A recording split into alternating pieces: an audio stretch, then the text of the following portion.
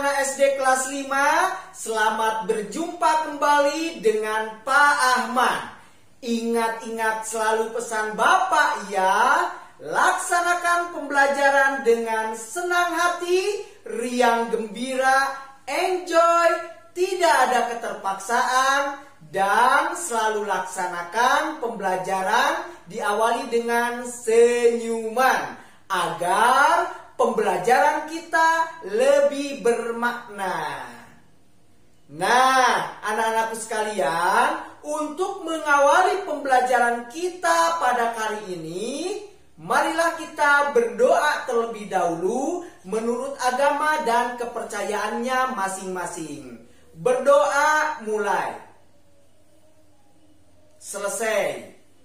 Anak-anakku sekalian, pada kesempatan kali ini kita akan membahas mata pelajaran ilmu pengetahuan alam kelas 5 yang termuat dalam tema 6 panas dan perpindahannya pada KD 3.6 menerapkan konsep perpindahan kalor dalam kehidupan sehari-hari, dan KD 4.6 melaporkan hasil pengamatan tentang perpindahan kalor.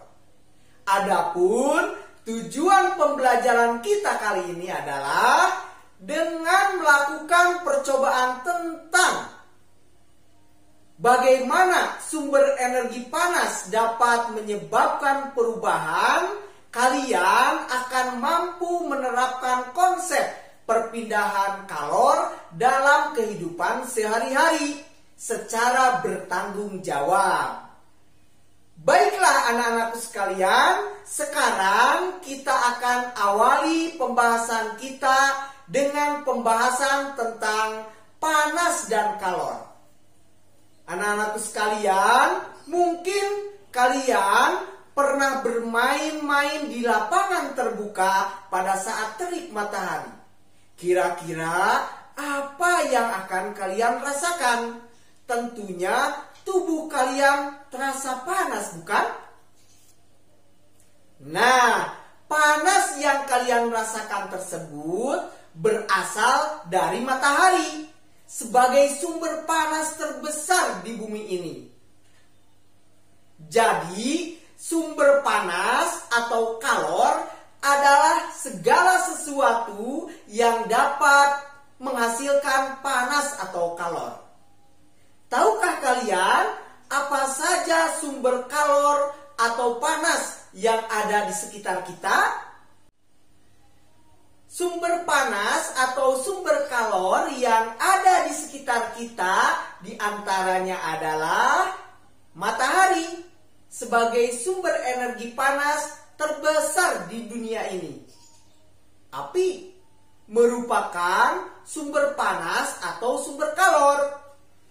Magma dan lava, uap panas, dua buah benda yang bergesekan bisa menghasilkan panas, seperti yang dilakukan oleh nenek moyang kita pada zaman dahulu, di mana mereka membuat api dengan cara menggesek-gesekkan berbagai benda seperti kayu, batu, dan yang lainnya.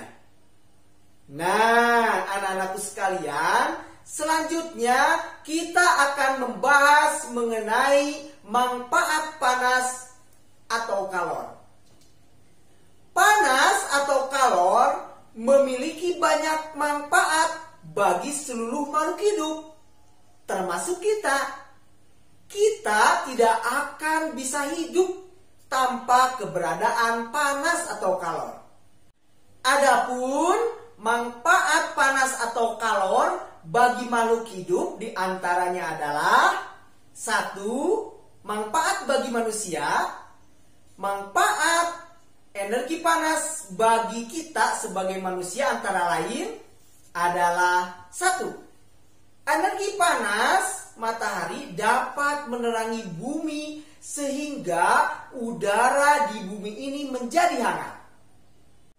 Selanjutnya, energi panas matahari dapat dimanfaatkan untuk kesehatan Karena panas matahari pagi mengandung vitamin D yang baik bagi kesehatan tulang. Selain itu, energi panas matahari juga bermanfaat untuk kebutuhan sehari-hari. Di antaranya adalah untuk mengeringkan padi setelah dipanen, mengeringkan garam, mengeringkan ikan asin, bahkan untuk mengeringkan pakaian yang basah. Selanjutnya, api digunakan untuk kegiatan memasak atau merebus air. Panas setrika untuk membantu merapikan pakaian yang lusuh. Uap panas digunakan sebagai pembangkit listrik tenaga uap atau PLTU.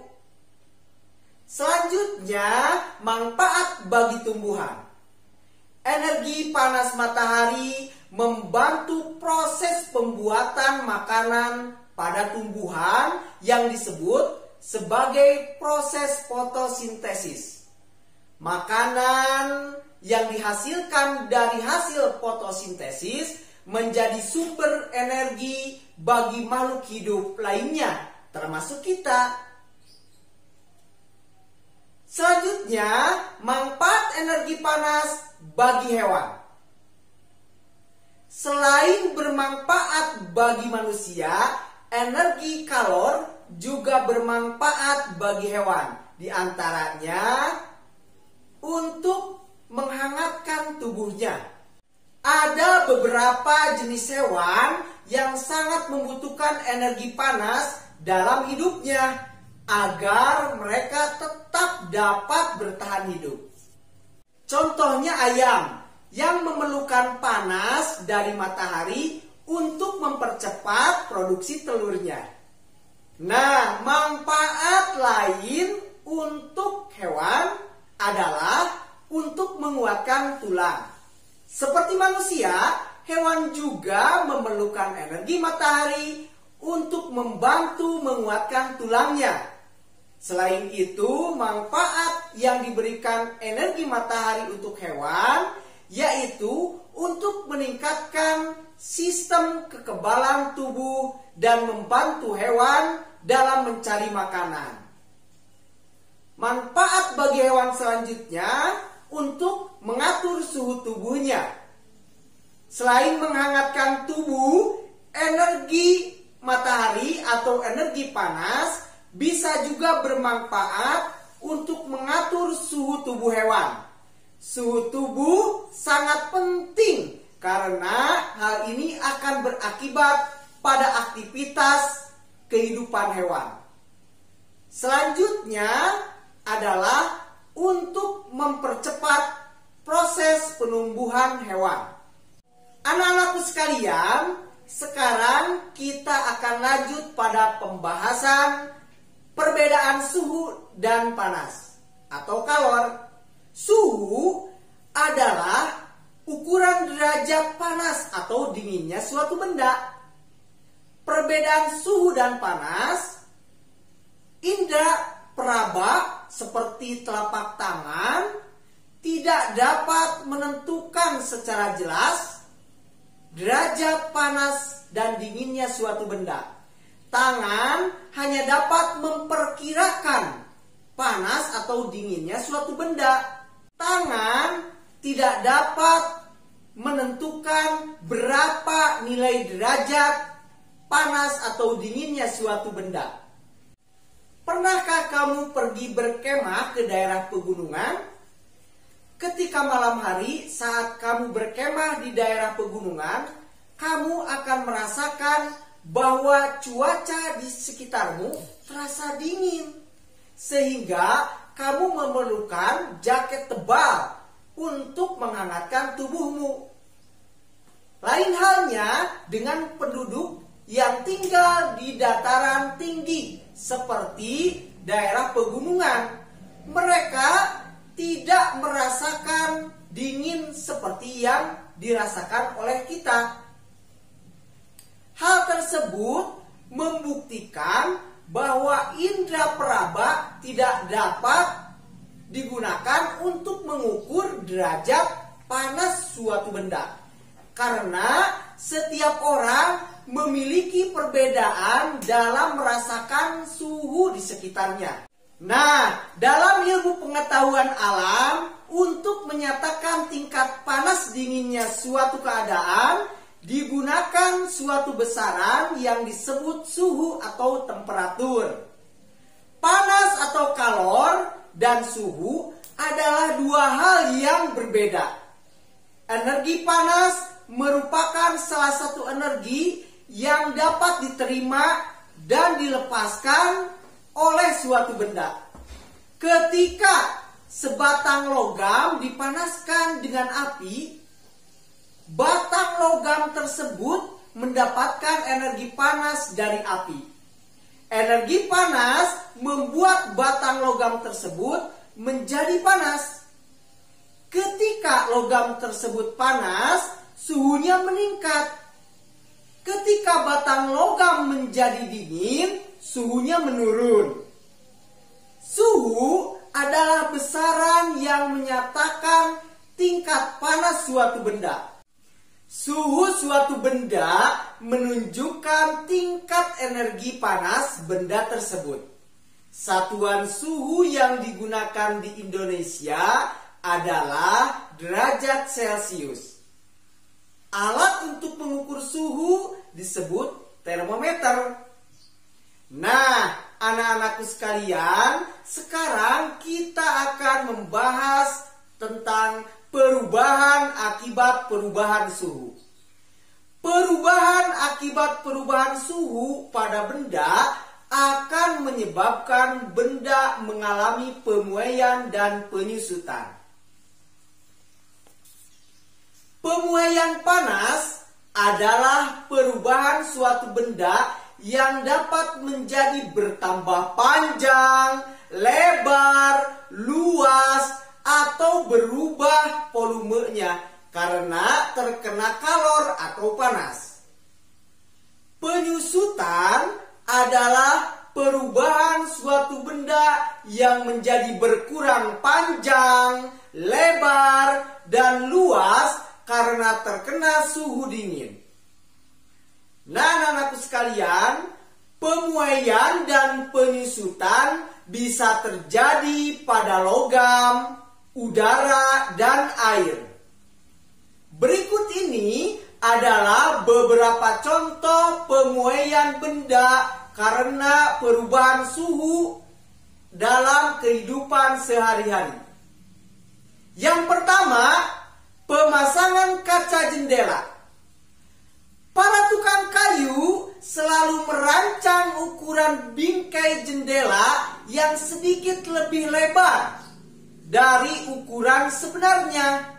Hal ini dilakukan oleh tukang kayu dengan tujuan untuk memberikan ruang pemuaian bagi kaca saat terkena panas. Jika bingkai jendela tidak diberi ruang pemuaian, maka ketika terkena panas akan mengakibatkan kaca menjadi retak atau bahkan pecah. Selain itu, untuk menghindari keretakan kaca saat ada bunyi yang menggelegar, seperti ketika ada petir atau bunyi keras lainnya.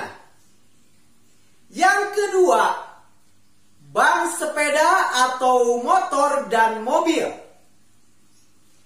Jika ban sepeda motor dan mobil diisi udara terlalu banyak, maka ban akan mengeras dan menjadi tidak nyaman dikendarai.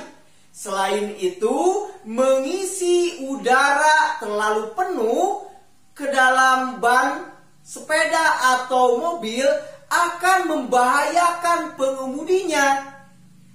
Ban yang diisi terlalu banyak udara dapat meletus dan dapat mengakibatkan kecelakaan. Hal ini disebabkan karena udara di dalam ban akan memuai karena panas. Contoh peristiwa serupa dengan pemuaian pada ban adalah pemuaian pada balon. Jika balon yang sudah ditiup diletakkan di bawah terik matahari akan meletus karena udara dalam balon akan memuai karena panas matahari. Selanjutnya, pemuaian yang terjadi pada gelas kaca. Pernahkah kamu melihat sebuah gelas kaca yang tiba-tiba pecah atau retak ketika dituangi air panas? Hal ini terjadi karena adanya pemuaian yang tidak merata pada bagian gelas. Oleh karena itu, disarankan agar tidak menuangi gelas basah atau gelas dingin dengan air panas yang baru mendidih. Nah, anak-anakku sekalian, selanjutnya pemuaian pada sambungan rel kereta api. Sambungan pada rel kereta api dibuat ada celah antara dua batang rel. Hal ini dilakukan untuk memberikan ruang muai sehingga saat terkena panas, rel tersebut tidak melengkung. Rel yang melengkung akan membahayakan gerbong kereta yang melewatinya.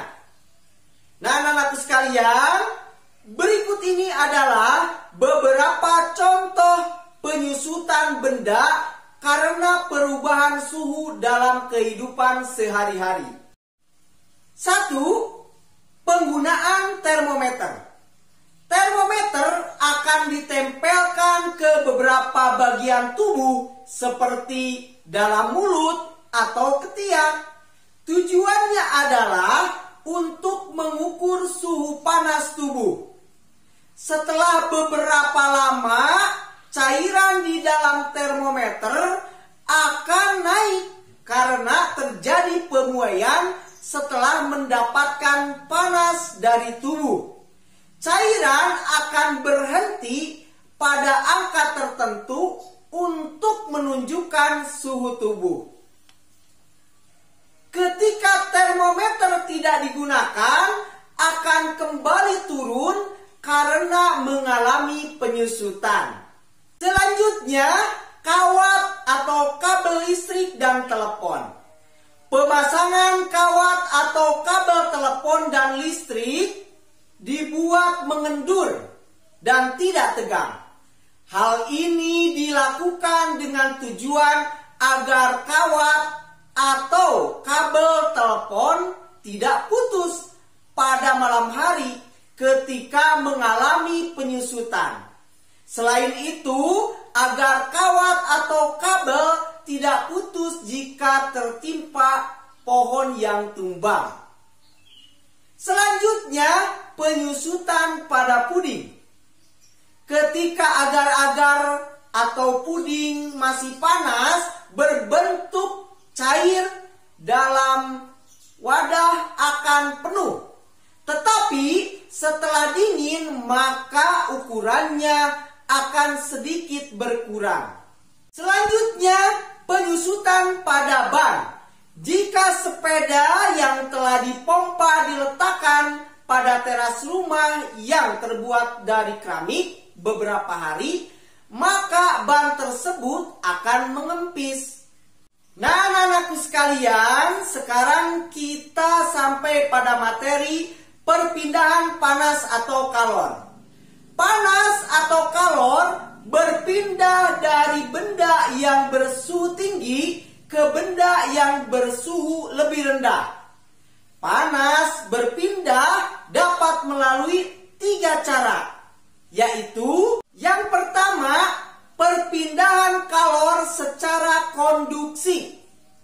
Konduksi adalah cara perpindahan panas atau kalor melalui zat perantaranya seperti benda padat. Berpindah panas secara konduksi Disebut juga perpindahan panas atau kalor secara hantaran, yaitu perpindahan panas atau kalor tanpa memindahkan zat perantaranya, sehingga yang berpindah hanya energi kalornya saja.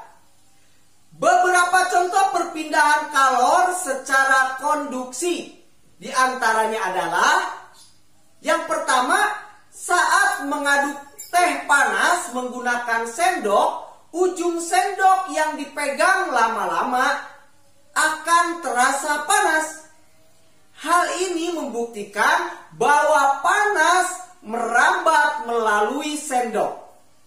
Selanjutnya, setrika listrik ketika dihubungkan dengan arus listrik, maka arus listrik akan mengalir melalui elemen pemanas, kemudian berpindah ke bagian alas setrika.